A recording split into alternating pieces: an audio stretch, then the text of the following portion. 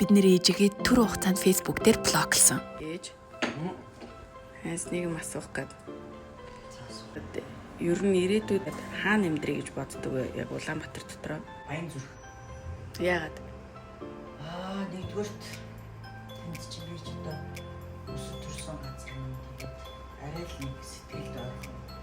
Ингээд бид нэр ээжээс баримжаа аваад ээжтэй байр бэлгэлэхээр ирэлт гарав. За тэгээд Баянзүрх дүүргийн 8 дугаар хорон Шарадны тэнд яг шинээрээ баригдаж байгаа барилга хамгийн таатай төлбөрийн нөхцөл санал болгоод барилга дээр очисон. Мэдээж барилгын материалын чанар маш чухал шүү дээ. Яг одоо бид нэр 2 давхрын үйл ажиллагааг хараа байж 100% бүрэн цутгмал хийцлэлтэй металл фасадтай. Төлбөрийн нөхцөл нь лизингээр урьдчилгаа 40-с 50 сая төгрөг төлөөд ямар ч хүүгүүгээр үлдэгдэл мөнгөө 50 сар хувааж төлөнгөө боддог. Үнэхээр уян хатан байгаа. За тэгээд бид нэр борлуулалтын албатай уулзахаар офис дээр нь очсон. Энд бол 5 төрлийн байрны сонголттой. Тэгээд дотор засал нь бүр сүүлийн үеийн эко автангаар хийгдсэн. За тэгээд итгэлцэл гэдэг бол маш чухал. Барилгын зөвшөөрлүүд гарсныг бол хамгийн түрүүнд барилга гэдэг Google дээрээс харангууд яг энэ сайт гарч ирнэ. За тэгээд яг газар зүй дээрээ тухайн яг байрныхаа яг зөвшөөрлөн гарсныг бол ингээд шалгачиж болдгийм билээ.